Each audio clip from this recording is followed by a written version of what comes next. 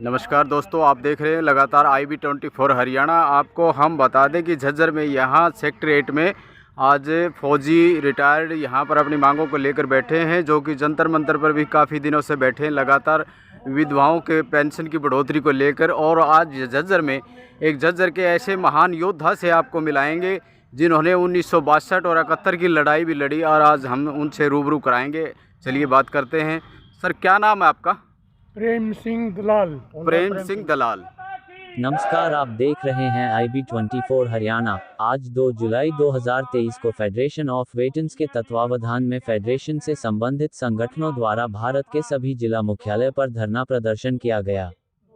आपको बता दें कि राष्ट्रीय रक्षा को समर्पित रहे लाखों पूर्व सैनिकों और युद्ध वीरांगनाओं से संबंधित विभिन्न मांगों के समाधान एवं पद आधारित भेदभाव को समाप्त करने के लिए 20 फरवरी 2023 से दिल्ली के जंतर मंतर पर गौरव सेनानी, दिव्यांग पूर्व सैनिक तथा युद्ध विधवाओं के अनिश्चितकालीन सांकेतिक धरने पर बैठे हुए सभी फौजियों ने एकजुटता दिखाते हुए सैनिक संघर्ष कमेटी हरियाणा के जनरल सेक्रेटरी कपिल फौजी सिलना ने कहा कि दिनांक 3 अप्रैल 2023 को सभी जिलाधीशों के माध्यम से, दिनांक 30 अप्रैल 2023 को सभी सांसदों के माध्यम से, दिनांक 30 मई 2023 को तहसीलदार एवं SDM के माध्यम से मांगों का ज्ञापन माननीय राष्ट्रपति जी, प्रधानमंत्री व रक्षा मंत्री को प्रेषित करवा चुके हैं।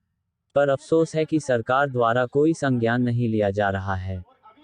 उन्होंने कहा कि हमारे साथ अनदेखी की जा रही है। देश के लाखों पूर्व सैनिक आज सड़कों पर प्रदर्शन को मजबूर होकर लोकतांत्रिक तरीके से अपनी मांगों को लेकर गुहार लगा रहे हैं। इसीलिए सभी फौजी मजबूर होकर 2 जुलाई 2023 रविवार को भारत के सभी जिला मुख्यालयों पर एक दिन का धरना और भूख हड़ताल करने को मजबूर हुए हैं। में सुनने वाले और उन्होंने कहा कि अगर सरकार लगातार अनदेखी करती गई तो पूर्व सैनिकों को कठोर कदम उठाने को मजबूर होना पड़ सकता है। रिटायर्ड फौजियों ने कहा कि अनुशासित और राष्ट्र निर्माण में हम सहभागी रहे हैं, इसलिए सरकार अनदेखी कर हमें भी राजनीति के दलों की तरह उपद्रव और तोड़फोड़ युक्त आंदोलन के लिए ना उकसाए। उन्होंने कहा कि अगर मांगों पर संज्ञान नहीं लिया जाता है तो अगले चरण में जंतर मंतर पर बड़ी संख्या में धरना प्रदर्शन कर संसद का घेराव और जेल भरो आंदोलन का आह्वान भी किया जा सकता है। आपको बता दें कि वहीं पर देश के महान योद्धा भारत और चीन की 1962 की लड़ाई लड़ने वाले भी इस धरने में शामिल हुए हैं। आपको बता दें कि जिन्होंने 1962 की ही नहीं 1965 की भी लड़ाई लड़ी और 1971 की लड़ाई भी लड़ी है, वह आज भी स्वस्थ हैं। लगातार आप देख रहे हैं IB24 हरियाणा। चैनल को सब्सक्राइब करें, लाइक करें और ज्यादा से ज्यादा शेयर करें। ये है जो हमारी विधवा है इस हिंदुस्तान के अंदर सबसे दुखी है, सबसे मोटी मांग। दूसरी मांग है हमारी MSP की, तीसरी मांग है हमारी डिसेबिलिटी की। हिंदुस्तान के अंदर किसी का हाथ कट जाए या पैर कट जाए या ग्लेशियर में कटे या गोली से कटे तो उसका एक समानता होना चाहिए हिंदुस्तान में। जो कहते हैं एक देश एक संविधान, वो एक संविधान नहीं है। इसमें दोहरापन कर दिया है इस देश के अंदर कि अफसर का अलग से जैसियो जोवार धक्का मार दिया, बोले जाओ साइड में। ठीक है, तो ये क्या है? हमारी सबसे मोटी मांग है जो MSP की है, विधवा की है, और जो हमारी जो रिटायर जो 15 साल में 16 साल में आए हैं, सबसे मोटी संगतियां जो कि फरीदाबाद के अंदर प्रधानमंत्री ने बोला था, घोषणा की थी, सैनिक वो भी है लड़ाई।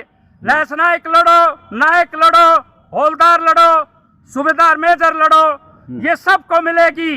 लेकिन उसमें भी फर्क कर दिया, हमारे को साइड में कर दिया। जो 15 साल 16 साल नौकरी करके आया है उसको पे कमीशन से साइड में बैठा दिया, उसको लाभ नहीं दिया। तो कौन से डिपार्टमेंट से आप रिटायर्ड हैं? मैं guard group 10 guard mechanised unit से रिटायरमेंट। तो कितने कर्मचारी होंगे ऐसे जो कि रिटायर्ड हैं, जो अपनी मांगों को लेकर रोडों पर भटक रहे हैं? ये सारे वही हैं जितने रोड पे बैठे हैं आज यहाँ DC ऑफिस के सामने, से वही हैं। जंतर मंतर पे भी वही बैठे हैं? हाँ जी, जंतर मंतर पे भी वही बैठे हैं। जो कि रोजाना की हाजिरी है वहाँ जंतर मंतर की। हमारी भी दूसरे तीसरे दिन हाजिरी होती है जंतर मंतर से। वाइट देता हूँ वहाँ भी पूरी ऑल इंडिया बेस पे।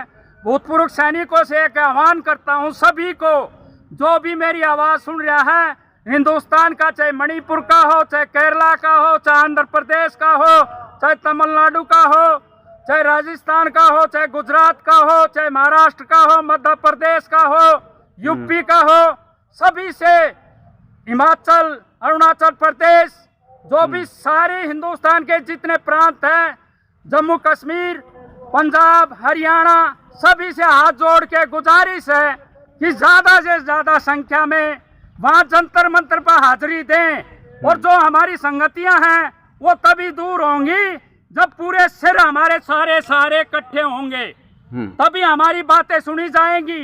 राजनाथ सिंह से एक मीटिंग हुई थी, उन्होंने कहा कि एक जो भी है सिरों की लड़ाई है, जो आप सिर इकट्ठे नहीं करोगे आपकी कोई बात नहीं सुनी जाएगी।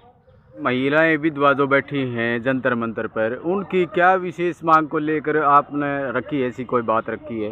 जो उनकी संगतियां क्या है, सबसे ज्यादा पे कम है उनकी, पेंशन कम है। हाँ जी, तो पेंशन की बढ़ोतरी के लिए वहाँ पर बैठे हैं। हाँ जी, बढ़ोतरी के लिए बैठे हैं। और संगतियां हैं कि उनकी 11,000 में 12,000 में घर नहीं चलता भाई। हमारी जो संगतियां हैं सरकार से, हमें कोई राजनीतिकरण नहीं करना है, हमें तो सिर्फ अपनी मांगों के लिए आवाज उठानी है, जो कि दूर दूर तक जाए हमारे देश में, और सभी भूतपूर्व सैनिक जागरूक हो, जो कि 140 सीटों को प्रभावित करते हैं। ये 28 लाख सैनिक जब एक धागे में पुर जाएंगे तो इनकी आवाज सुनी जाएगी। बड़े बड़े राजनेता झुकते हैं, तो क्यों यह जल्दी से हमारी मांगों को दूर करें और वहाँ जंतर मंतर से हमारे को धरने को मजबूती से, और जो हमारी संगतियां हैं जितनी भी, वो चाहे एमएसपी की है, विधवा पेंशन की है, डिसेबिलिटी की है, जो भी सिस्टम में कमियां हुई हैं हमारी, तो एक बात उसको दूर किया जाए। एक बात और पूछना चाहूँगा कि यहाँ पर 1962 की जो लड़ाई लड़ी थी, उसके महान योद्धा भी यहाँ पर बैठे हैं अपनी मांगों को लेकर, क्या कहना चाहेंगे? वो हम उनको सत नमन करता हूँ मैं, जगबीर झज्जर की तरफ से, जिले की तरफ से, जो हमारे जो 62 की लड़ाई का भूतपूर्व सैनिक बैठा है, मैं तो उनके चरणों की धूल भी नहीं हूँ, जो कि उन्होंने युद्ध लड़े हैं। 71 का भी लड़ा, 62 का भी लड़ा, चाइना से लड़ा, पाकिस्तान से लड़ा, दो लड़ाई लड़ रहे, तीन, उनको सत नमस्कार, जय हिंद। आज पूर्व सैनिक इकट्ठे हुए हैं, लगभग पूरे भारत में इकट्ठे हुए हैं और अपनी मांगों को लेकर के रोडों पर निकले हुए हैं, तो क्या समस्या लेकर निकले हुए हैं? पत्रकार महोदय, पहले तो मैं आपका धन्यवाद देता हूँ। आज पूरे देश में जो छोटे रैंक के सैनिक हैं, जो भूतपूर्व सैनिक है, जवान जीसीओ, वो अपने हकों के लिए एक दिन की भूख हड़ताल करी। करीब ये 750 से ज़्यादा डिस्ट्रिक्ट है पूरे भारत में, 10 से 4 बजे तक। इनकी बहुत सारी प्रॉब्लम है कि इनके साथ में जो भेदभाव है, असमानता है, पे पेंशन में 1 रैंक 1 पेंशन मिलती है, डिसेबिलिटी पेंशन, बहुत सारी। इन्हीं चीज़ों को लेते हुए 20 फरवरी से जंतर मंतर पे पक्का मोर्चा चला हुआ हमारा। वहीं से फेडरेशन ऑफ वेटरन एसोसिएशन की कॉल हुई है पूरे भारत में। आज पूरे भारत में भूख हड़ताल है, शांतिपूर्वक सांकेतिक रविवार। आज हम मन की बात करने आए हैं माननीय केंद्र सरकार से, माननीय प्रधानमंत्री से, कि सिर्फ वो रविवार को मन की बात नहीं कर सकते, जो सैनिक जिन्होंने गोलियां खाई हैं इस देश को आज़ादी दिलाने में भी, और 62-63 करीगल में, जिनके कारण आज केंद्र सरकार सत्ता में, जिनका नाम बार बार लेती है, मेरे सैनिक, मेरे जवान, वो मेरे जवानों की तरफ क्यों नहीं देख रही 5 महीने, जबकि हम पहली बार ये जायज़ मांगों को लेकर आए। इसमें एक खासियत और भी है कि इसमें रिटायर्ड ऑफिसर नहीं है, इसका जो नेतृत्व कर रहे हैं वो जवान जेसीओ रैंक के सैनिक कर रहे हैं पूरे भारत में। और ये पहली बार हुआ है 75 सालों में कि जवान जेसीओ रैंक संविधान के दायरे में समानता के अधिकारों को लेने के लिए एकजुट हुए। और 23 जुलाई को बहुत बड़ी रैली है जंतर मंतर पे, और अगर सरकार उस तक हमारे न्योते को कबूल नहीं करती तो हम संसद भवन घेराव करेंगे। और जो 2 या 3 साल में बॉर्डर के ऊपर शहीद हो गया, उसकी जो वीर नारी है उसकी 0% बढ़ोतरी नहीं। मिलिट्री सर्विस पे है, उसमें भेदभाव है कि जवान को 5200 रुपया, अधिकारी को 15,500 रुपया। डिसेबिलिटी पेंशन है, अगर दुश्मन की गोली से अगर कोई जवान घायल हो गया, उसके दोनों पैर हाथ कट गए, उसको पर मंथ डिसेबिलिटी पेंशन 18,000 रुपये मिलती है। अगर वहीं पर एक अधिकारी घायल हुआ तो उसको 2,52,000 रुपये मिलती है। बाबा भीमराव अंबेडकर के संविधान में उसको पर मंथ मिलेगी 2,52,000 रुपये। तो सर आर्टिकल 14 से लेकर आर्टिकल 18 हमारे को समानताओं का अधिकार देती, फिर वो है कहाँ? उन्हीं समानता अधिकारों के लिए ये लड़ा। झज्जर के ऐसे महान योद्धा से आपको मिलाएंगे जिन्होंने 1962 और 71 की लड़ाई भी लड़ी, और आज हम उनसे रूबरू कराएंगे। चलिए बात करते हैं। सर क्या नाम है आपका? प्रेम सिंह दलाल। प्रेम सिंह दलाल। तो सर आपने 1962 की जो लड़ाई लड़ी उसके बारे में थोड़ा सा वृतांत करेंगे, कुछ बताएंगे उसके बारे में? देखिए सर कि मैं जो था वो 1962 जून 1962 में भर्ती हुआ। अच्छा अच्छा। और इसके बाद में जो था फिर ये चाइना की लड़ाई लग गई। हाँ। और फिर हमारे को मदरी ड्रेस पहना के, यानी खाकी मदरी ड्रेस, बिल्कुल बिल्कुल। खाकी हाँ ड्रेस नहीं था, मदरी ड्रेस था। हाँ, जो भी मदरी ड्रेस होती है। हाँ। वो पहना करके और कसम खिला करके और सीधा यूनिट में भेज दिया। यूनिट में भेज दिया। हाँ। लड़ाई लड़ने के लिए। लड़ाई लड़ने के लिए कि चलो तुम्हारी ट्रेनिंग पूरी होगी, जबकि हमें 4 महीने मुश्किल से हुए थे। और उसके बाद जो 71 की लड़ाई लड़ी उसका 65 की, उसके बाद 65 की लड़ाई में हम सियालकोट में थे, जो कि जम्मू में थे उस टाइम पे। हम वहाँ से हमें ऑर्डर मिला कि अपने सियालकोट सेक्टर में जाना है।